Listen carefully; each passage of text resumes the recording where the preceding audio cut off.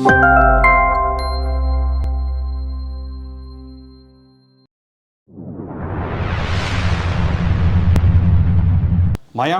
வெளிச்சம், சம்சுதீன் ஹீரா எழுதின சிறுகதை தொகுப்பு. ஓகே, இன்னைக்கு நம்ம திருப்பரங்குன்றம் மேட்ரு ஓடிக்கிட்டு இருக்கு. ஆமாம், அதில் என்ன நினைக்கிறீங்க? அதை பற்றி என்ன நினைக்கிறீங்க?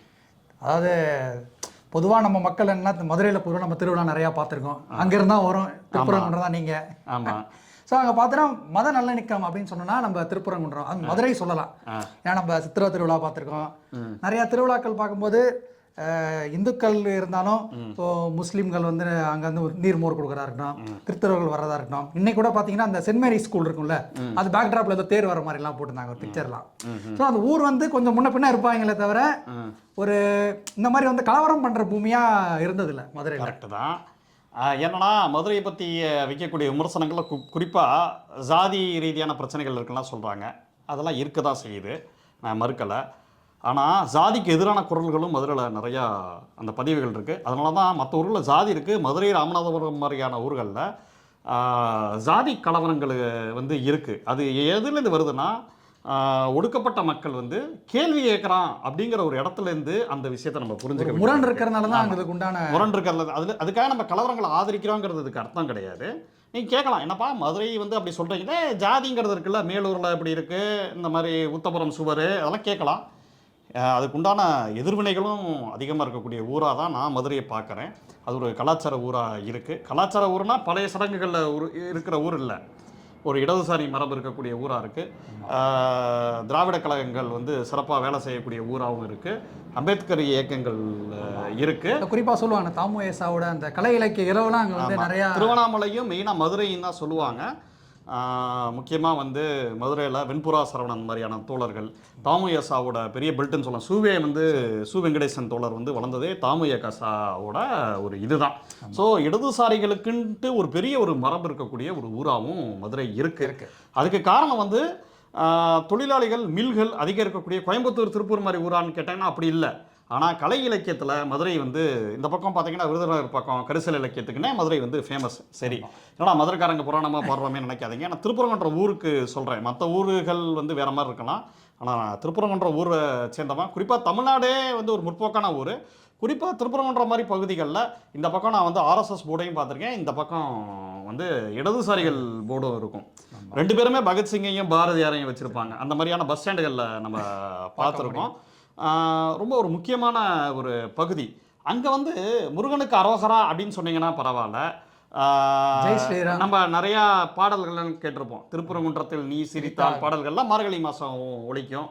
கந்தன் கருணை மாதிரியான இதெல்லாம் போடுவாங்க, திருவிளையாடல் இதெல்லாம் போடுவாங்க. இப்படிதான் கார்த்திகை மாசப்போ எல்லாம் மாலை போட்டு இப்படிதான் பார்த்துருப்போம். அதுக்கே உண்டான ஒரு இதில் அதை தாண்டி கார்த்திகை மாதத்தை ஒட்டி ஐயப்பன் கூட்டமும் இங்கே வருவாங்க. அந்த பக்கம் தெங்காக்காமலை போய் குளிப்பாங்க.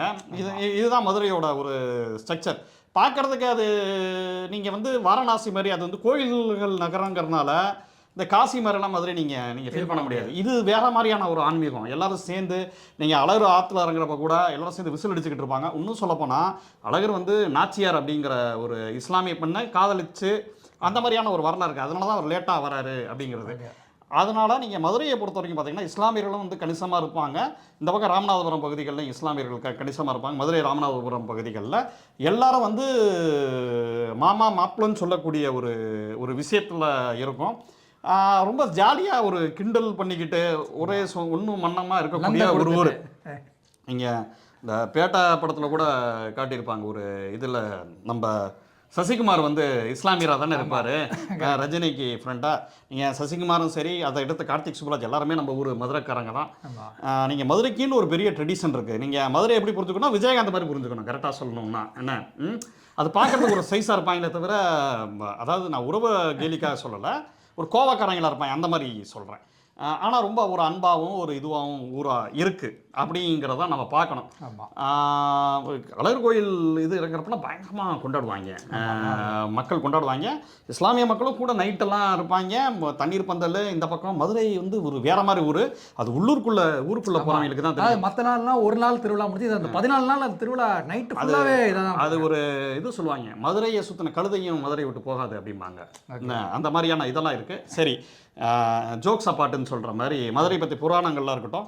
மயானக்கரையின் வெளிச்சம் வெளிச்சம், சம்சுதினி ஹீரா அவரோட புத்தகம் வந்து இங்கே முக்கியமான புத்தகமாக இருக்குது. இன்றைக்கி வந்து இஸ்லாமியர்கள் இன்றைக்கி நம்ம கான்ஸ்டியூஷனோட ரொம்ப பிரச்சனைகள்லாம் இருக்குது. எஸ்ஐஆர் மாதிரியான விஷயங்கள். இப்போ பீகாரில் 60 லட்சம் பேரை வந்து வாக்குரிமை இது பண்ணிட்டாங்க. ஆமாம், ஜெயகாலியுமே அது மாதிரி. ஆமாம், அது குறிப்பாக அதில் அதிகமாக பாதிக்கப்பட போகிறது யாருன்னா இஸ்லாமியர்களும், அதை தாண்டி ஒரு சிறுபான்மையினர், தலித் மக்கள், இவங்க தான் பாதிக்கப்படுறாங்க. இப்போ மயானக்கரையின் வெளிச்சம் இந்த சிறுகதை தொகுப்பில் ஒரு 9 கதைகள் இருக்குது. 9 கதையுமே இஸ்லாமிய அடையாளங்களாலையும் இஸ்லாமியர்களாலையும், அதாவது அந்த பேர் வச்சிருந்தாலே அவன் எவ்வளோ பாதிப்புக்குள்ளாரான் அதை பற்றினா குறுக்கு வெட்டு தோற்றம் தான் இது. இதெல்லாம் எனக்கு தெரிஞ்ச ஒரே ஒரு கதை தான் தமிழ்நாட்டை சேர்ந்த கதையாக இருக்குது. மற்ற எல்லாமே வடக்க நோக்கி தான் அந்த கதைகள் வந்து இருக்குது. இப்போ இங்கே வந்து பாரத் மாதா கி ஜெயின்னு ஒருத்தங்க கத்துனாங்கல்ல, அது எவ்வளோ ஆபத்தான ஒரு ஒரு ஒரு முழக்கம் அப்படிங்கிற ஒரு விஷயம் இருக்குல்ல, அது வந்து இந்த புத்தகத்தில் படிச்சிங்கன்னா தெரியும். ஒரு பையன் வந்து அந்த டெல்லியை ஒட்டின பகுதிகளில், யூபி அந்த டெல்லியை ஒட்டின பகுதிகளில் ரம்ஜானுக்கு வருது. பையன் வந்து அந்த மதராஸில் நல்ல சிறப்பாக படிக்கக்கூடிய ஒரு பையன். அவன் வந்து அந்த இதுலேயே ரொம்ப பொசிஷனுக்கு, எல்லா குரானே ஓதி அந்த இடத்துல ஒரு பொசிஷனுக்கு வராப்புல.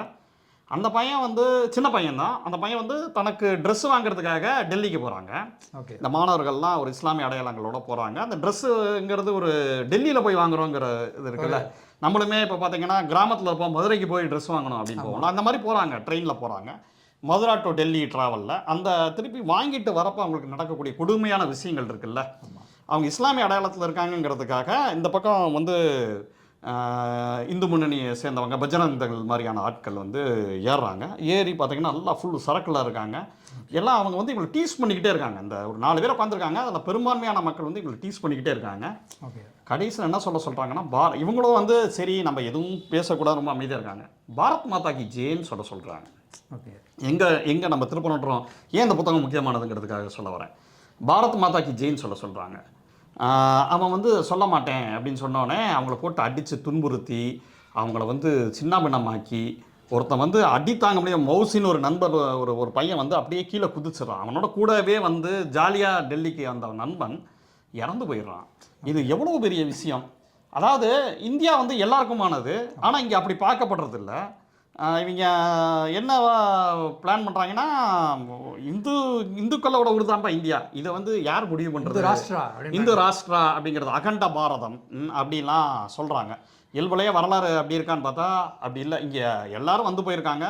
இன்னும் சொல்லப்போனால் சிந்து நதிக்கு இந்த பக்கம் இருக்கிறனால அது இந்துக்கள்னு சொல்கிறாங்க. யாரெல்லாம் சீக்கியர் இல்லையோ, யாரெல்லாம் இதுவாக இல்லையோ, அப்படி தான் இந்து மதம் வந்து உருவாக்கப்பட்ட மதமாக இருக்குது. அதே நேரத்தில் இங்கே ஜாதிகள் வந்து ஜாதிய படிநிலைகள் இருக்குது. இடத்துல இஸ்லாமியர்களும் இந்த மண்ணை சேர்ந்தவங்க தான். அது என்னமோ வந்து இப்போ நீங்கள் திருப்பரங்குன்ற பிரச்சனையிலே பார்த்தீங்கன்னா, அந்த மலை வந்து சிக்கந்தர் மலையும் கூட அழைக்கப்படுது. அங்கே ஒரு தர்கா ஒன்று இருக்குது. அதுதான் உங்களுக்கு கண்ணை கொடுத்து, அந்த தர்கா கிட்ட இருக்கக்கூடிய அந்த மயில்கல் இருக்குல்ல, அந்த மயில்கல்லாம் ஆமாம், அது வந்து மேப்புக்காக அது திருப்பரங்குன்ற ஒரு புத்தகம் போஸ்ன்னு ஒருத்தர் எழுதியிருக்காப்புல. இவங்க ரொம்ப நாளாக அங்கே இருக்கக்கூடிய உச்சி பிள்ளையார் கோயிலில் தான் அங்கே வந்து ஏற்றுறதா மரபு. இவன் உள்ளே பூந்துக்கிட்டு இல்லை இங்கே ஏற்றக்கூடாதுன்னு சொல்லிட்டு ஏதோ கல்லில் இந்த விவேக்கோட ஜோக்கை தான் இவங்க பண்ணிக்கிட்டு இருக்காங்க. என்ன சிக்கல்லாம் இன்றைக்கி நம்ம வந்து இவங்களை ரொம்ப காமெடியாக பார்க்குறோம். தமிழ்நாட்டை பொறுத்தவரைக்கும் இவங்க ட்ராலில் வச்சுருக்கோங்கிறது உண்மை தான். ஆனால் இவங்க யாருன்னா ரொம்ப ஒரு கோமாளித்தனமாக இருக்கக்கூடிய ஃபாசிஸ்டுகள். இவங்களோட இப்போ நம்ம டிவிக்கு ட்ரால் பண்ணிக்கிட்டே இருந்தோம். என்ன நினச்சி பண்ணையார் வந்து 41 பேரை ஒரு கொலைக்கு காரணமாக இருந்தது. ஆமாம், ஒரு இறப்புக்கு, கொலைன்னு சொல்ல முடியாது, அது ஒரு சம்பவத்துக்கு ஒரு காரணமாக இருந்துக்கிட்டு இருக்காரு. அது நகைச்சுவையாக இருந்தால் அவ்வளோ நகைச்சுவையாக போயிடும். அதனால் நம்ம இங்கேயே நம்ம வந்து சுதாரிச்சுக்க வேண்டியது, நம்ம சுதாரிப்பாக தான் இருக்காங்க நம்ம மக்கள்லாம், திருப்பரங்குன்றத்த மக்கள்லாம் சுதாரிப்பாக தான் இருக்காங்க. அதை தாண்டி நம்ம சுதாரிக்க வேண்டிய தேவைகளும் நீடு இருக்குது. ரொம்ப கேன்சர் மாதிரி அவங்க. ஆமாம், இப்போ பாரத் மாதா கி ஜெயங்கிறத ஒரு வார்த்தை சொல்லியிருக்காங்க, அவங்க சொல்லலை. கடைசியில் அந்த நியூஸ் எப்படி வந்திருக்குன்னா, வேற ஏதோ வந்து மாட்டுக்கறியை தூக்கிட்டு போனவர் வந்து அடிக்கப்பட்டார். சரி, அப்படியே மாட்டுக்கறியை தூக்கிட்டு போகிறது கூட இருக்கட்டுமே, அது என்ன அவ்வளோ பெரிய குத்தமா அப்படின்னு கேட்டால், யூபி சைட்லலாம் சட்டமே போட்டிருக்காங்க, மாட்டுக்கறி கிடையாது, இது பண்ணக்கூடாது. அதாவது என்னன்னா, இந்த இதில் வந்து அந்த ஒரு குர்தா வாங்கணும்னு நினச்சிருப்பான். அந்த குர்தாவை வந்து புது குர்தா அது வந்து இதுவாகி அந்த இப்போ நீங்கள் உடையில அரசியல், குள்ளால அரசியல், தாடியில் அரசியல், சாப்பிட்றதுல அரசியல், நடந்து போகிறதுல அரசியல், நிற்கிறது அரசியல், பேசுகிறது அரசியல், அப்படி இருக்கிறப்ப யோசிச்சு பாருங்கள். நீங்கள் நல்லா யோசிச்சு பாருங்க. உங்களை வந்து நீங்கள் நடந்து போகிறீங்க, ஒரு 100 பேர் பார்க்குறாங்க உங்களை. அதுவே நமக்கு ஒரு மாதிரி இருக்கு, என்னடா நம்மளை எல்லாரும் இப்படி பார்க்குறாங்க. அதில் எவன் எந்த பக்கத்துலேருந்து கல் வருங்கிறது தெரியாது. அப்படிங்கிறப்ப எவ்வளோ இன்செக்யூர்டான எல்லாரும் சொல்லலாம், இஸ்லாமியர்கள் வந்து அவங்களும் தீவிரவாதம் பண்ணுறாங்களா. இந்த துப்பாக்கி படம்லாம் பார்த்துட்டு, வேலாயுதம் படம், விஜய் படங்கள், கமலஹாசன் படங்கள், மணிரத்னம் படங்கள் எல்லாம் பார்த்துட்டு அப்படி சொல்லக்கூடிய மக்கள் இருக்காங்க. ஏன்னா துப்பாக்கிலாம் பார்த்து ஸ்லீப்பர் செல்லு போகிற போக்கில் ஒரு வார்த்தைகள் இருக்குல்ல, அது பொது புத்தியில் அதை திணிச்சுக்கிட்டே இருக்கு. அந்த மாதிரியான படங்கள்லாம் கடைசியில் அமரன் வரைக்கும் இருக்கட்டும். அமரன் சிவகார்த்திகேயன் படம் லேட்டஸ்ட்டாக அவர் வந்து இந்தியா லெவலில் அவார்டு வாங்கணும்னு நினைக்கிறேன். அதுக்காக அவரும் அந்த சங்கி லிஸ்ட்டில் நம்ம சிவகார்த்திகேயன் வந்து, நீங்கள் நம்ம வீட்டு பிள்ளைங்க தான் விஜய்யும் சிவகார்த்திகேயனும் உள்ளே அனுப்புகிறீங்க, நம்ம வீட்டு பக்கத்து வீட்டு பையன் மாதிரி இருக்காருப்பா, நம்ம அண்ணன் மாதிரி இருக்காருப்பா விஜய், நம்ம தம்பி மாதிரி இருக்காருப்பா சிவகார்த்திகேயன். ஆனால் அவங்க என்ன பண்ணுறாங்க, போயிட்டு இவர் ஸ்லீப்பர் செல்லுங்கிறது all India market, pan Indian மார்க்கெட்டை பிடிக்கணும் இல்லையா, அதுக்காக அவங்க அந்த வேலையை பார்க்குறாங்க. அமரன் படங்களில் இது ஃபுல்லாகவே ரொம்ப ரொம்ப ஒரு மோசமான ஒரு மனநிலையை கொடுக்குற ஒரு விஷயம் இருக்குல்ல, அது எல்லாத்தையுமே ரத்தமும் சதையுமா இந்த கதை இந்த புத்தகத்தில் சொல்லியிருக்காங்க. முதல் கதை, அவன் வந்து ஒரு பிச்சைக்காரனாக இருக்கிற வரைக்கும் அவனுக்கு பிரச்சனை இல்லை. ஓகே, அவனை வந்து ஒரு என்ஜிஓ வந்து ஒரு பிச்சைக்காரன், ஒரு நாய் இருக்குது ஹோன்ட்டு ஒரு நாய், ஓகே, அதை அந்த பிச்சைக்காரனே வந்து ஒரு என்ஜிஓ வந்து நல்லா சேவ் பண்ணி விட்டு நல்லா ட்ரெஸ்லாம் மாட்டி விட்டு போயிடுறாங்க.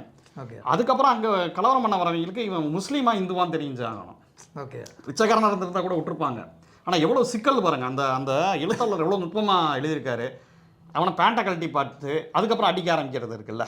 ஓகே, இது எனக்கு அப்படியே இந்தியா பாகிஸ்தானை பற்றி சதத் ஹசன் மேண்டோ வந்து ஒரு கதை ஒன்று எழுதியிருப்பார். அந்த கதையை வந்து எனக்கு வந்து நினைவுபடுத்துச்சு. இன்னொரு கதை வந்து பயங்கரமாக கதற விட்ட கதை வந்து ஒரு கதை, முடிவுக்கு காத்திருக்கும் கதை. அந்த கதை வந்து கொரோனா காலகட்டத்தில் அந்த இந்த படம், இந்த ஹோம் பவுண்டு படத்தில் ஒரு சிறுபான்மையினரும் ஒரு இதையும் ஒரு தலித்தும் எப்படி பாதிக்கப்படுறாங்க, எப்படி உள்ளூரில் அவங்க துரத்தப்படுறாங்கிறத காட்டியிருப்பாங்க. ஓகே, சூரத்துக்கு அந்த தலித்து வந்து சூரத்தில் போய் வேலை பார்க்க போவார். ஏன் வேலை பார்க்க போகிறாரு அப்படிங்கிறதுக்கு ரொம்ப ஒரு முக்கியமான ரீசன் இருக்குது. அவங்க அம்மா சமைச்ச சாப்பாடை யாருமே சாப்பிடலை. அவர் வந்து போலீஸ்க்கு வேலைக்காக வெயிட் பண்ணுறாரு. ஆனால் அந்த போலீஸ் வேலை கிடைக்காம இருக்குது. ஓகே, அப்போ என்ன பண்ணால் அது வெயிட்டிங் பீரியடில் இருக்கார். அவர் சும்மா ரொம்ப நாள் இருக்க முடியாது. அவர் வந்து ரொம்ப ஒரு பாலமாக அவங்க அம்மாவுக்கு கால் இருக்குது, அதுக்காக அவர் வந்து போகிறாரு. இவர் எதுக்காக போகிறாரா, இஸ்லாமியர் நண்பர் இருக்கார்ல, அவர் எதுக்காக சூரத்து போவார்னா, அவர் வந்து ஒரு இந்தியா பாகிஸ்தான் மேட்ச் பார்ப்பார். அது வரைக்கும் அந்த ஆஃபீஸில் அவர் ட்ரால் இது ஒருத்தர் எப்பயுமே அன்பாக இருக்க மாட்டார். அன்றைக்கி ஒரு பார்ட்டிக்கு கூப்பிடுவார். அது ஆஃபீஸ் கெட்டு கொடுத்துரு, நீ வந்தே திருணும்பார். எதுக்கு சொல்கிறாருன்னா பாகிஸ்தான் மேட்ச்சுக்காக. ஃபைனல் ஓவரில் இவ்வளோ அடிக்க வேண்டியது இருக்கும். அதில் ஒரு அதான் முகமது ஷமி மாதிரி ஒரு பவுலர் போடுவார், ஒரு 4 அடிச்சிருவாங்க, உடனே எல்லாரும் திட்டுவாங்க. ஓகே, அப்புறம் இந்தியா ஜெயிச்சிரும். இவர் இந்தியாக்காரராக தான் அவர் கை தட்டுவார். ஆனால் இவர் அந்த இடத்துல எப்படி ட்ரால் பண்ண போடுவார்னா, அவன் மூஞ்சியை பாரு, அவன் மூஞ்சியை செத்துருச்சு தெரியுமா. அது ஃபைனல் ஓவர் இவன் போட்டான்ல, அது போட்டதில் அடித்தார். அவன் சோகமாக தான் இருப்பான்னு நினைக்கிறேன். இவர் ரொம்ப சாதாரண வீட்டு ஆள். அந்த பெரிய பார்ட்டியில் எல்லாம் சரக்குகள்லாம் வச்சுருப்பாங்க. அவர் லட்டு எடுத்துகிட்டு போவார், அவங்க அம்மா செஞ்ச லட்டை. அது லாகூரில் இந்த லாகூர் மேடா ஹஹான்னு சிரிப்பாங்க. அதுக்கப்புறம் கிளம்பி போயிடுவாங்க.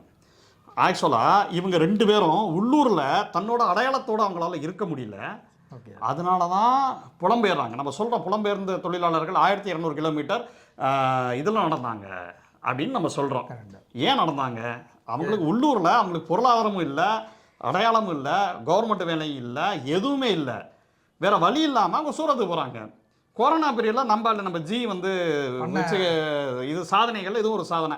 எந்த ஒரு அரேஞ்ச்மெண்ட்ஸுமே இல்லாமல் சடனாக மூடினீங்கன்னா எப்படி வருவாங்க? 8 மணிக்கு மேலே எதுவும் இதாக இருக்காதுன்னு சடனாக மூடினோடனே அவங்க அதுவும் ரொம்ப உழைக்கும் மக்கள். அவங்க என்ன பண்ணுவாங்க, நடந்து வரப்போ பயங்கரமாக இறந்து போகிறாங்க. அதில் ஒரு காட்சி வருது இதில், அவங்க போகிறப்ப கல்லால் அடிப்பாங்க. ஓகே, இஸ்லாமியர்கள் வந்து கொண்டு வந்துட்டாங்க. அதே காட்சி இதில் வருது. ஓகே, மேபி 2 பேரும் ஆமாம், இது வந்து முன்னாடியே வந்த புத்தகம். அது மேபி அது நடந்த விஷயங்களை தான் 2 பேருமே அவங்களோட பார்வையிலேருந்து வச்சுருக்காங்க. சொல்ல வந்த விஷயம் என்னன்னா, இஸ்லாமியர்கள் வந்து கொரோனா தூக்கிட்டு வந்துட்டாங்க. அங்கே ஒரு மாநாடு ஒன்று நடந்துச்சுல்ல, அதனால தான் வந்துச்சு கொரோனா வந்துச்சுன்னு ஒரு செய்தி கிளம்பிச்சு. அது வாட்ஸ்அப்பில் பரவி நடந்து போயிட்டு இருக்காங்களே 1200 கிலோமீட்டர், 1-2 கிலோமீட்டரில் அவங்க ஊரை நோக்கி நடந்து வராங்க. சூரத்துலேருந்து நடந்து வரப்போ தண்ணி கூட யாரும் கொடுக்க மாட்டேங்கிறாங்க கிராமங்களில். அவன் என்னன்னா, அவன் பேர் என்னன்னு கேட்குறான். நீ பேர் என்ன, இதுவா இஸ்லாமியரா, அப்பா அடி அப்படிங்கிற மாதிரி கல்லை விட்டு அடிக்கிறான். நீ தான்டா கொரோனா கொண்டு வந்தா அப்படிங்கிறான். இதுலேயும் அப்படி ஒரு கதை வருது. இதில் வந்து அந்த கதையில் அவர் இந்துக்களோட தான், அவர் நண்பர்களோட வந்து ஒரு உழைக்கும் மக்கள் நடந்து வர்றாரு. அவங்கெல்லாம் ஒவ்வொருத்தருக்கும் வாந்தி எடுக்க ஆரம்பிச்சாங்க, இது பண்ணிடுறாங்க, முடியாமல் தூக்கில் தொங்கிடுறாங்க. அப்புறம் அவர் கொஞ்சம் தூரம் அவர் நடக்கிறாரு. இவருக்கு சுயநனவு இல்லை. அப்போ வந்து இவர் இஸ்லாமியர்களால் எல்லாத்தையும் அடிக்கப்படுறாரு. அடிச்சு இது பண்ணுறாரு. அப்போ அவன் சொல்கிறாரு, நான் வந்து இங்கே சாகிறதோட அங்கேயே நான் செத்துருக்கலாம், நான் அங்கேயே நான் செத்துட்டேன் ஆக்சுவலாக ஓகே அப்படிங்கிற மாதிரி அவர் ஃபீல் பண்ணுறாரு.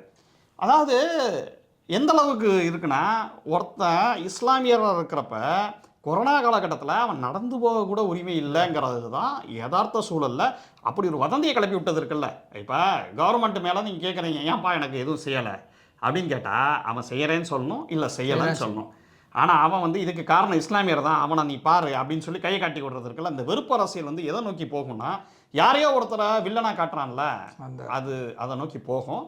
ரொம்ப ரொம்ப ரொம்ப ரொம்ப ரொம்ப ரொம்ப ஆபத்தான அரசியலை நோக்கி அது அப்படிதான் இருக்கு அப்படிதான் நான் பார்க்குறேங்க. நீங்க சொல்ற இன்னொரு இன்சிடென்ட் ஞாபகம், இந்த கிரிக்கெட் மேட்ச் இந்த ரீசெண்டா அந்த ஏசியா கப்லாம் போச்சுல. ஆமா, இந்தியன் பிளேயர்ஸ் கை கொடுக்க மாட்டேன். ஆமா, கப்பு இது பண்ண மாட்டா. ஒரு கிரிக்கெட்ன்றது ஜென்ரலா ஸ்போர்ட்ஸ்னால ஒரு ஜென்டில்மேன்ஷிப் அதோட இருக்கிறதா விளையாட்டு. இவங்க ஏதோ பெரிய அந்த கம்பீர்லாம் பார்த்துக்கிட்டு அவங்க கை கொடுக்காது, ஹிட்லர் மாதிரி பால உருட்டிக்கிட்டு இருப்பாங்க. ஆள் பார்க்கவே ஹிட்லர் மாதிரி இருப்பாப்ல. லைட்டா ஒட்டமச விட்டேன் யார் கை கொடுக்கறாங்க ஆளு அவர்தான். அது ஏன்னா இது சொன்னாரு அப்படிட்டு இன்னும் பனியன் விளம்பரத்துக்கு ஜெட்டி விளம்பரத்துக்கு வரதுக்கு ஏத்த மாதிரியான சுப்மான் கில் மாதிரி ஆட்கள்ல தான் அப்படி நிறுத்துவாங்க. ஒரு இஸ்லாமியரோ ஒரு தலித் அடையாளத்துல இருக்கிற ஆளோ ரொம்ப நாள் டீம்ல விளையாட முடியாது. ஒரு சச்சின் டெண்டுல்கர் விளையாடலாம், வினோத் காம்ப்ளிகள்னால விளையாட முடியாதுங்கிறத முகமது ஷமி ஃபிட்னஸோட தான் இருக்காரு, ஆனா டீம்ல எடுக்க மாட்டாங்க. முகமது அசாருதீனா இன்னும் லெஜெண்டா ஒத்துக்க மாட்டேன், அவர் ஊழல் பண்ணி அவர் அதெல்லாம் ப்ரூவ்லாம் ஆகலையானா ஒத்துக்க மாட்டாங்க. அவர் பெரிய லெஜெண்டியா, அவர் ரிஸ்ட் ஒர்க்லாம் பார்த்துருக்கீங்களா, எனது அசாருதீன் ஃபேனா அப்படிங்கிறவங்க இருக்காங்க நம்ம ஊர்களில் இருக்காங்க. ஆனால் அது கீழே அந்த மேட்ச் நடந்ததுக்கப்புறம் கீழே கமெண்ட்ஸ் அதில் போடுறாங்க, இப்படி தான் ப்ரோ பண்ணணும் இவங்களை இப்படி கை கொடுக்காம போனதான் இதுதான் கரெக்ட், ஏதோ போர் மாதிரி நடத்துறாங்க. இது ஒரு கேம். அதை தாண்டி இவங்களும் சும்மா இருக்கிறல, காசுக்காக இந்தியா பாகிஸ்தான் எல்லாமே ஒரே குரூப்ல போடுறது அந்த வேலையை பார்க்குறாங்க. அவங்க என்னமோ அந்த பிளேயர்ஸ் என்ன பண்ணாங்க, சரி உனக்கு 1000 அரசியல்காரனாக இருக்கலாம், உங்கள் ஊரில் ஒரு மாதிரி நியூஸ் சொல்கிறாங்க, அவங்க ஊரில் ஒரு நியூஸ் சொல்கிறாங்க. அவங்க ஊரில் என்ன சொல்கிறாங்கன்னா இந்தியர்கள் வந்து அட்டாக் பண்ணாங்கன்னு சொல்லுவாங்க, இங்கே என்னன்னா பாகிஸ்தான் வந்து உள்ள இது பண்ணாங்க. இதுக்கு ஸ்போர்ட்ஸ் பிளேயர்ஸ் எப்படி ஒரு காரணமாக இருப்பாங்க. ரெண்டாவது அதில் ஏதோ ஒரு தீவிரவாத அமைப்பு தான் அப்படி பண்ணியிருக்கு. இதுலேயும் வந்து இந்தியாலையுமே ஏதோ ஒரு தீவிரவாத அமைப்பு அங்கே போய் பண்ணலாம் இல்லையா, அப்படிலாம் அவங்க யோசிக்கிறது இல்லை. அதுதான் யதார்த்தத்தில் அந்த கதை பயங்கரமாக இருந்துச்சு. அந்த கதை நான் வந்து ஹோம் கவுண்ட் எழுதுகிறப்ப சதீஷ் செல்லதுரை சொல்லியிருந்தார், என்னங்க கதை இதெல்லாம் வந்து ரொம்ப சுருக்கம்லாம் இருக்குது, ஹீரா எழுதியிருக்காரு பாருங்க அப்படின்ட்டு. ஹீரா எனக்கு முன்னாடியே இந்த புத்தகத்தை கொடுத்துட்டாரு. ஆனால் அந்த புத்தகம் எங்கே போச்சு, எப்படி போச்சு, நம்ம நண்பர்கிட்ட போட்டோமா நம்ம யார்கிட்ட கொடுத்துட்டோமான்னு தெரியல. அப்புறம் தான் நான் வேகமாக புரட்டி பார்த்தா இது எவ்வளோ பெரிய ஒரு ஆவணமாக இருக்குது அப்படிங்கிற ஒரு விஷயம் இருக்குல்ல, அது பயங்கரமாக இருக்குது. இந்தியாவோட குறுக்குவெட்டு தோற்றத்தை இது சொல்லுது. இன்னொரு கதை இன்னொரு கதையில் எப்படின்னா, அந்த கோத்ரா ரயில் விபத்து, அதை ஒட்டுனா இருக்கக்கூடிய கிராமங்களில் இருக்கக்கூடிய இஸ்லாமியர்கள் எப்படி பாதிக்கப்பட்டாங்க, அங்கே என்ன மாதிரிலாம் குளித்துனாங்க, குழந்தைகளை கூட விடாமல் எப்படி வந்து வன்முறையில் ஈடுபட்டாங்க. ஒரு குழந்தை வந்து இதுவாச்சுன்னா அப்படியே அந்த குழந்தைய வந்து எரிக்கக்கூடிய சம்பவம் இருக்குல்ல. திருப்பி அந்த அவங்க அம்மா வந்து போட்டால் கூட அந்த அம்மா அந்த குழந்தைய கூட தப்பிக்க விடாத லெவலில் சங்கிகள் வந்து அட்டாக் பண்ணுறது இருக்குல்ல, அதில் பாதிக்கப்படுற ஒரு தந்தை, அது வந்து ரொம்ப ஒரு பயங்கரமான மனதை தொடக்கூடிய ஒரு கதையாக இருந்துச்சு எனக்கு. அந்த அவங்க எரிக்கிறப்ப எப்போவுமே நமக்கு வந்து அந்த இன்டர்கட்டில் வேற ஒன்று போகும். அப்படியே அந்த வெண்மணி மேட்டர் படிக்கிறப்போ அந்த வெண்மணிலையுமே வந்து அவங்க எழுதியிருக்காங்க, மைத்திலி சிவராமன் எழுதியிருக்காங்க, ஒரு குழந்தைகள் வந்து பாதிக்கப்படுறப்ப அந்த குழந்தைகளில் வந்து அந்த அம்மா வந்து வெளியில் குடிசை விட்டு போட்டால் கூட அந்த உள்ளுக்குள்ளே திருப்பி போட்டு குழந்தைய எடுத்துருக்காங்க. அந்த கொடூரமாக நடந்திருக்கு. ஸோ எல்லா இடத்துலையுமே பாசிஸ்டுகள் ஒரே மாதிரி தான் நடந்துக்கிறாங்கிறது தான் ரொம்ப முக்கியமான ஒரு கூறாக நான் இங்கே பார்க்குறேன். அந்த கதை பயங்கரமாக இருந்துச்சு, அந்த கதையும் பயங்கரமாக இருந்துச்சு. அப்புறம் பார்த்தீங்கன்னா அதே மாதிரி தான் உங்களுக்கு அந்த நீங்கள் இஸ்லாமிய அடையாளம் அதை தாண்டி சில கதைகள் வருதா, அதை தாண்டி இந்த மாதிரி இந்து அமைப்புகளில் எப்படி இருக்காங்கங்கிறதுக்கு உண்டான 2-3 கதைகள். ஒரு கதையில் என்ன வருதுன்னா, ஒருத்தர் இந்து கட்சி கோயம்புத்தூர் பேஸ் பண்ண கதையில் அடுத்த கடத்துக்கு வளர்ந்துடுறாரு. அவர் போட்டியாக ஒருத்தர் இருக்கார். இவங்க மெயினாக என்ன பண்ணுறாங்கன்னா, இஸ்லாமியர்கள் எத்தாப்பில் கலவரம் பண்ணி வளர்றாங்க. அந்த உக்கடம் பகுதிகள்லாம் வருது. ஸோ என்ன மாதிரி நடக்குது அப்போ இவங்களோட இது என்ன, ஸோ ஏதாவது ஒன்று பண்ணணும்னா தான் அட்டென்ஷன் சீக்கிங் பண்ணணும்னா அந்த இடத்துல ஒரு கலவரத்தை பண்ணி தான் கட்சியில் பெரிய ஆளாகணும் அப்படிங்கிறது தான் எல்லாருக்குமே எண்ணமாக இருக்குது. அதில் ஒரு வரி ஒன்று எழுதியிருப்பார் முக்கியமாக, சலீம் என்ற ஒரு வார்த்தை போதும் அவனை வந்து ட்ரிகர் பண்ணுறதுக்கு அப்படின்னு ஒன்று எழுதியிருப்பார். எவ்வளோ முக்கியமான வரி பாருங்கள். ஒரு பேர், ஒரு அடையாளம் மட்டுமே போதுமானது. ஸோ அவங்க எப்படி வந்து ஆர்கனைஸ்டாக இது பண்ணுறாங்க, அது அவங்களுக்கே இப்படி விரோதமாக இருக்குது. அவன் வந்து இந்துத்துவா கட்சியில் இருந்தால் கூட அவனுக்கு கூட அது விரோதமாக தான் இருக்குது. கூட இருக்கிறவனும் அவன் அந்த மாதிரி இருக்கிறதுனால இவங்க கடைசியில் இந்த 2 தலைவர்களுமே அனாமத்தாக இறந்து போவாங்க. ஒரு தலைவருக்கு கீழே வளரக்கூடிய 2 தலைவர்களுமே அனாமத்தாக இறந்து போகிற மாதிரி தான் அந்த கதை வந்து அவர் முடிச்சிருப்பார். அதே மாதிரியே இன்னொரு கதை, வேற ஒரு மாநிலத்தில் நடக்கக்கூடிய ஒரு பெரிய தௌலத்தான ஒரு ஒயின் ஷாப்லாம் வச்சிருக்கக்கூடிய ஒரு பெரிய ஒரு இந்த பஜ்ரங் மாதிரி ஒரு அமைப்பில் இருக்கக்கூடிய தான் பெரிய ஆளானுங்கிறதுக்காக அந்த அமைப்பெல்லாம் இது பண்ணக்கூடிய ஒரு ஒரு ஒரு பெரிய ஒரு ஆள்.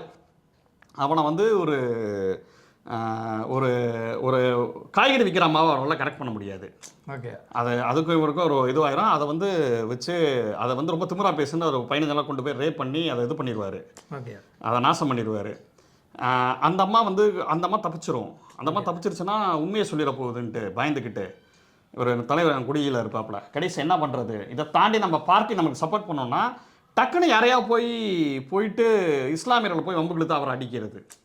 அடித்து அதில் வைரல் ஆகி இவங்க அதான் வேற ஒரு கலவரத்தை பெருசாக பண்ணி கட்சி வந்து இவங்கள வேற வழியே இல்லைப்பா அப்படிங்கிற மாதிரி. அப்போ அந்த பொண்ணு பயப்படல, அந்த பொண்ணு எங்கேயோ ஓடி போயிடுவாங்க, இது பண்ணிடுவாங்க. ஏன்னா வேற ஏதோ ஒரு தப்பு பண்ணி அதுலேருந்து எஸ்கேப் ஆகிறதுக்கு கூட இந்த மாதிரியான இஸ்லாமியர்களை யூஸ் பண்ணிக்கிறாங்க. அப்படியான ஒரு பார்வைகளில் வருது. இன்னொரு கதை வந்து இதெல்லாம் இந்து சைட்லேருந்து இருக்கக்கூடிய கதாபாத்திரங்கள். இன்னொரு கதையில் வந்து ஒரு இந்து பொண்ணு லவ் இது அது அப்போ தான் ஒரு இந்து பொண்ணு, அந்த பொண்ணுக்கு வந்து இஸ்லாமிய நண்பர்கள் இருக்காங்க. அதனால அது பாதிக்கப்படுது. ஆமாம், இன்னொருத்தன் வேற யாரோ ஒருத்தன் வந்து டேபில் வந்து தப்பான ஒரு மெசேஜ் அனுப்ப, நம்மளாம் இந்துக்கள் இஸ்லாமியர்களை வெறுங்கண்டு. இல்லை ஐ லவ் முஸ்லீம்ஸ், எனக்கு முஸ்லீம்ஸ் இருக்காங்க இந்த பொண்ணு சொல்ல, பாடுறா ஐ லவ் முஸ்லீம்ஸா, இவளுக்கு இந்த சாமான் தான் வேணுமா, அதுதான் அப்படி ஓவராக இது பண்ணி அந்த பொண்ணு மன உளைச்சலாகி அந்த பொண்ணு அது அவங்க அப்பா பொண்ணுக்குள்ளே உண்டான ரிலேஷன்ஷிப்பை பாதிக்கப்பட்டு, அவங்க அப்பா ரொம்ப முற்போக்கான ஆளாக இருந்தால் கூட சில விஷயங்களை அவரால் தாங்கிக்க முடியல. அந்த மாதிரி ஒரு கதை. நீங்கள் இஸ்லாமியராக இருக்கணும்னு இல்லை, உங்களுக்கு இஸ்லாமிய நண்பர்கள் இருந்து நாங்கள் வந்து ஐ லவ் முஸ்லீம்ஸ்ன்னு சொன்னாலே போதுமானது சங்கிகளுக்கு அப்படிங்கிற ஒரு விஷயத்த எவ்வளோ கொடூரமான பக்கங்கள் இருக்குது. இதெல்லாம் அவர் வந்து நிறையா படித்ததுலேருந்து நிறையா சேகரித்ததுலேருந்து ரத்தமும் சதயமாக அந்த கதைகளை சின்ன வயசில் ஸ்கூலில் படித்த காலேஜ் அந்த மாதிரி ஒரு சிந்தனை நம்ம சமூகத்தையே இது பண்ணிட்டே இருக்கு. துலுக்க பையன்டா அப்படின்னு போகிற போக்கில் ஒரு கலாய்க்கிற ஒரு இது இருக்கு, கலாய்க்கிறது இருக்குல்ல, அது இருக்கும். நீலாம் பாகிஸ்தானுக்கு போடா அப்படிங்கிறது இருக்குல்ல, நான் எதுக்குடா பாகிஸ்தானுக்கு போகணுன்னா இல்லை அந்த மாதிரி சொல்கிறவங்க இருக்காங்க. ஏன்னா அந்த மாதிரியான கதைகள். கடைசியாக ஒரு கதை மயானக்கரையின் வெளிச்சம்ட்டு ஒரு கதையே, அந்த கதையெல்லாம் கதற விட்டார் எழுத்தில். அந்த கதை வந்து இன்னைக்கு நம்ம சொல்கிறோம் என்ன, அதுக்கு முன்னாடி ஒரு கதையை பார்த்துருவோம், மறுப்பின் நிலை மறுப்பு. அதாவது மார்க்சியத்தில் நிலை மறுப்பின் நிலை மறுப்புன்னு வரும். அந்த மாதிரி ஒரு தன்னோட பார்வைகள் மாறக்கூடிய ஒரு பெண், ஒரு இந்து பெண்ணோட ஒரு கதை. ஒரு இஸ்லாமிய இளைஞர் வந்து மோசமானவன் நினச்சிக்கிட்டு இருக்காங்க அவங்க. ஆனால் அவன் மோசமானவன் கிடையாது. அவன் வந்து ரத்தம் கொடுக்குறான். ஏதோ ஒரு ஆட்டோவில் ஏற நேருது பெங்களூரில். அதாவது வேற ஒரு ஆட்டோ டிரைவர் தான் இவங்களுக்காக ஓட்டுவாங்க, தமிழ்காரவங்க. ஆனால் இந்த ஆட்டோ டிரைவர் வந்து அவங்க வந்து முக சுழிச்சு தான் பார்க்குறாங்க ஃபஸ்ட்டு. ஆனால் அந்த இளைஞன் ரொம்ப நல்லவனாக இருக்கான். வேறு ஏதோ ஆக்சிடென்ட் இருந்தால் அவனோட பிளட்டை கொடுத்து அந்த இடத்துல நின்று அவங்களுக்கு காசுலாம் கொடுத்து ரொம்ப நல்ல பர்சனாக இருக்கான். ஸோ இவங்க வந்து தன்னோட ஸ்டாண்டை மாற்றிக்கிற ஒரு இயக்க போக்கு இருக்குல்ல, அதையும் பதிவு செய்கிறாரு ஹீரா. அந்த ஹஸ்பண்டுக்கு நடக்கக்கூடிய ஒரு அனுபவம் ஒன்று இருக்கும். ஒருத்தர் வெஜிடேரியனாக இப்போ சொல்லிக்குவார், இராணுவ வீரராக அதிகாரி, ஆனால் ரொம்ப மோசமாக நடந்துக்குவார். நான்வெஜ் வச்சுருக்கிறவங்க அந்த கடையெல்லாம் போட்டு இது பண்ணுவார். அவங்க பழங்குடியின மக்கள் ஏரியாவில் வேலை செஞ்சப்போ. ஸோ அந்த மாதிரியான ஒரு எக்ஸ்ட்ரீமே இந்த மாதிரியான ஒரு எக்ஸ்ட்ரீமே. வெறும் உணவு பழக்க வழக்கம் வந்து ஒரு பிரச்சனை கிடையாது. அதை தாண்டி இவர் வெஜ்ஜாகவே மாறி இருப்பார். எல்லாருமே போட்டு புள்ளி பண்ணதில் அவர் பொண்ணை, இந்த நான்வெஜ் இது பண்ணுற டிரைவர். ஸோ அந்த கதை பயங்கரமாக இருந்துச்சு. கடைசியான கதை மயானக்கரையின் வெளிச்சம். எப்படி அந்த டைட்டில் சூஸ் பண்ணுற பாருங்க, மயானக்கரையே அதில் ஒரு வெளிச்சம். அதாவது அது ரொம்ப ஒரு முக்கியமான ஒரு குறியீடாக பட்டுச்சு. நம்ம இந்தியாவில் இருக்கக்கூடிய டிஸ்டோப்பியன் ஒன்று சொல்லுவாங்கள்ல, அந்த வகையை சேர்ந்த ஒரு இலக்கியமாக நான் அதை பார்க்குறேன். ஒரு முகாமில் அடைக்கப்பட்டால் என்ன பிரச்சனைகள் வரும். இப்போ நம்ம சொல்கிறாங்களா எஸ்ஐஆர், அது ஜஸ்ட் எஸ்ஐஆர்ப்பா அப்படிங்கிறாங்களா, அப்படி இல்லை. நாளைக்கு நீங்கள் வந்து ஓட்டர் ஐடி இல்லைன்னா நீங்கள் குடிமகன் இல்லாமல் வாங்க, குடியுரிமை சார்ந்த உறவினர் பேர் தெரியலன்னா அதுவாங்க. இதில் சிக்கலாகுது. அதில் ஒருத்தருக்கு வந்து அவங்க அம்மா அப்பா அவங்கெல்லாம் அவங்களோட ஐடியெல்லாம் இல்லை, அது என்ன லெவலுக்கு கொண்டு போகும், அது வந்து அவனை எப்படி குடியுரிமையிலேருந்து அவனை வந்து விட்டு வெளியில் தள்ளுது. அவன் அவ்வளோ நல்ல சந்தோஷமாக இருந்தவன், நான் சொந்தமாக வீடு கட்டியிருப்பான் உழைச்சி, அதெல்லாம் வீடு இல்லைன்னு சொல்லி ஜப்தி பண்ணிடுவாங்க. நீ முதல்ல நாட்டில் குடிமகனே இல்லைன்னா வீடு உனக்கு எப்படி வீடு, நீ யார் நீ அப்படிங்கிறது இருக்குல்ல. அதுதான் மன உளைச்சலுக்காகி ரோட்டில் அனாதையாட்டம் தெரிஞ்சு ஒய்ஃப் இறந்து போய் பொண்ணை இது பண்ணி அந்த மாதிரி ஒரு கதை பயங்கரமாக போயிட்டுருக்கு. நம்மளாம் பார்க்குறோம் அவங்க எப்படி ஆன்டி கான்ஸ்டியூஷனலாக இருக்காங்க, ஆன்டி முஸ்லீம் எப்படி இருக்காங்க, ஆன்டி தலித்ஸாக எப்படி இருக்காங்கிறதுக்கு நீங்கள் பல வரலாறுகள் உண்டு. மாட்டுக்கறி சாப்பிட்டா தப்புங்கிறதுலேருந்து ட்ரெயினில் நடந்த சில படுகொலைகள், கோத்ரா மாதிரியான இது, குஜராத்தில் இருக்கக்கூடிய ஜீனோசைடு, காஷ்மீரில் அந்த சிறப்பு சட்டத்தை இது பண்ணது, இந்த மாதிரி அப்படியே இந்த சிஏஏ என்ஆர்சி அசாமில் இம்ப்ளிமெண்டேஷனு அப்படியே நீங்கள் பார்த்தீங்கன்னா இதை நோக்கி வருது. எங்கே எஸ்ஐஆர் வேறு இதில் இது சொல்கிறாங்களா, மருதையின் மாதிரி ஆட்கள், தோழர்கள், திருமாவளவன் மாதிரி ஆட்கள், இது வந்து சிஏஏ மாதிரியான விஷயங்களை வந்து பண்ணுறது தான், திஸ் இஸ் ஆன்டி கான்ஸ்டியூஷனல் அப்படிங்கிறாங்கல்ல. இது எஸ்ஐஆருக்கு உண்டான வேலைகள் இல்லை. அதில் நீ என்ன ஏங்க அம்மாவோட உறவினர், அப்பாவோட உறவினர் இதெல்லாம் தெரியலன்னா இது இல்லையா? ஒரு குடிமகனுக்கு தான் ஐடி கார்டை தவிர ஐடி கார்டு இல்லைன்னா குடிமகன் இல்லைங்கிறது இது என்ன மாதிரியான லாஜிக் இல்லாத ஒரு விஷயம். வெஸ்ட் பெங்காலில் படித்தேன், ஒரு ஏதோ சம்திங் ஏதோ 1000 பேர் காணவில்லைன்ட்டாங்களா. எப்படா காண என்னங்கடா டேய் என்னங்கடா இல்லை என்ன வேணாலும் பேசுவீங்களோடா அப்படிங்கிற மாதிரியான ஒரு விஷயங்களில் ஒரு அவல சுவையாக இதை வந்து நம்ம பேச வேண்டியதா இருக்கு. இல்லை நமக்கு அடுத்து நமக்கு தமிழ்நாடு லிஸ்ட்டு வரல, நமக்கு வந்தால் எனக்கு தெரியும் இந்த மாதிரி நமக்கு எத்தனை அக்கௌண்ட்டு தெரியும். அதனால ரொம்ப முக்கியமான அதிகமாக அந்த இவரோட கதைகளை நான் பார்த்ததுன்னா அந்த அடிலேயரில் இருக்கக்கூடிய இஸ்லாமியர்களோட பிரச்சனைகளை எடுத்து ரத்தமும் சதையுமாக எழுதுறாரு. அவர் சொல்கிற மெட்டாஃபர்ஸ்லாம் பயங்கரமாக இருக்குது. அது காட்சி வந்து கண்ணு முன்னாடி கடன்னு ஓடுது. அப்படி ஒரு ரைட்டிங், ஃபாஸ்டான ரைட்டிங், அதே நேரத்தில் உணர்வுபூர்வமான ரைட்டிங். இந்த ரைட்டிங் எழுதணும்னா அவர் இந்த நியூஸ்குள்ளேயே உள்ள ஆழ்ந்து இதுக்குள்ளேயே இருந்தால் தான் அப்படி ஒரு ரைட்டிங்கை எடுக்க முடியும். சில இது வந்து ரொம்ப அட்டகாசமாக இருக்கும், ஆனால் அது உள்ளே போய் ரொம்ப புரிஞ்சு படிக்கிறதுக்கு ரொம்ப சிரமப்படுற மாதிரி இருக்கும். படிக்கிறதுக்கு நல்லா ஈஸியாக இருந்தால் அது குவாலிட்டியாக இருக்காது சில இது. ஆனால் இவர் இது அப்படி இல்லை, நல்லா உணர்வுபூர்வமாக ரொம்ப அதாவது ஒரு ரத்தமும் சதையுமா அந்த கதைகளை அவர் எடுத்துகிட்டு வர்றாரு. இவரெல்லாம் வந்து சினிமாவுக்கு திரைக்கதைகள் எழுத ஆரம்பிச்சாருன்னா ஹோம்பவுண்டு படம் மாதிரி ஒரு 10 ஹோம்பவுண்டு படம் வரும். ஏன்னா அப்படி ஒரு ரைட்டிங் இருக்குது. இந்த புத்தகம் வந்து எனக்கு தெரிஞ்ச நான் பார்த்த வரைக்கும் பெருசாக அடையாளப்படுத்தப்படவில்லையோ அப்படிங்கிற ஒரு கேள்வியும் ஒரு விஷயமும் எனக்கு இருக்குது. ஓகே, இலக்கிய உலகில். ஆனால் இதில் இன்னொரு சூப்பரான விஷயம் சொல்கிறேன். இன்னொரு ட்ரிவியான்னு ஒன்று போடுவாங்கல்ல. ஆமாம், இந்த புத்தகம் முன்னாடியே வந்து நம்ம ரிவ்யூ பண்ணியிருந்தோம்னா அது கரெக்டாக இருந்திருக்காது. ஆமாம், அந்த புத்தகம் அதுக்கு உண்டான நேரத்தை வந்து அதுவே தேர்ந்தெடுத்துக்கும். இது ஒரு ட்ரிவியா நம்பர் 2. நம்ம இதை வந்து இன்னைக்கு எடுத்தோம், சாட்டர்டே எடுத்தோம். ஆனால் அதை போட முடியல. ஏன் போட முடியலன்னா வழக்கப்படி சவுண்ட் இல்லாமல் எடுத்துட்டோம். நம்ம அதுக்கு முன்னாடி ஒரு வீடியோ கரெக்டாக எடுத்துட்டோம். இது அதுக்கப்புறம் ஏதோ ஒரு சொல்கிற இடத்துல ஏதோ லூஸ் கனெக்ஷன் ஆகி அது நம்ம ஒழுங்காக சவுண்டு வரல. ஏன் நான் இங்கே சொல்கிறேன்னா முதல்ல நானும் நண்பர் தோழர் சிங்கர் பாக்ஸர் ஃபெரோஸ் தோழரும் முதல்ல ஆவணப்படம் எடுக்க போனப்போ அவங்க வீட்டில் இதே மாதிரி தான் அந்த மைக்கு பிரச்சனை ஆகி திருப்பூர் வரைக்கும் போயிட்டோம். அன்றைக்கெல்லாம் எந்த அளவில் இருந்துச்சுன்னா இவர் தான் கேமராமேனு. எனக்கு அந்த இதெல்லாம் மாட்ட தெரியாது. நான் மைக்கெல்லாம் இந்த இடத்துல மாட்டினே தவிர அங்கே ஏதோ ஒரு சின்ன தப்பு பண்ணால் சவுண்டே இதுவாகலை. முதல்ல போட்ட நம்ம ஆவணப்பட இயக்குனரை போட்ட பாலே ஒயிட் பால் தான். அதை வந்து பூசணிக்காய் உடச்சு போட்டப்ப இது இத்தனை வருஷம் நாங்கள் வந்து இப்போ நாங்கள் மைக்கெலாம் வந்த பிறகு அந்த ஆவணப்படம் தான் பண்ண பிறகு இப்போ நான் வந்து இப்போ இவரும் கேமராமேன் இருக்காரு. இந்த எக்ஸ்பீரியன்ஸ் கேமராமேனுக்கே இருந்தேன் ஒயிட் பால் தான் போகுது. ஹீரா தோழரோட புக்கை தொடரப்ப அது என்னன்னு தெரியல. அது அப்படிதான் இருக்கு. ஒருவேளை அதோட ரொம்ப ஆழமான ஒரு படைப்புல நாங்கள் சில விஷயங்களை கவனிக்காமல் விட்டுருவோமான்னு தெரியல. அதனால இன்னைக்கு வந்து கரெக்டாக பார்த்துட்றான்ட்டு ஒரு டெஸ்ட் ஷூட் பண்ணிட்டு தான் நாங்கள் பண்ணோம். என்னன்னா தெரில, அது நமக்கும் ஹீரோக்கும் அப்படி ஒரு பிணைப்பு இருக்கு. ஸோ மற்றபடி பார்த்தீங்கன்னா இது ரொம்ப ரொம்ப ரொம்ப ரொம்ப ரொம்ப முக்கியமான புத்தகம். பாரதி புத்தகாலயத்தோட வெளியீடு.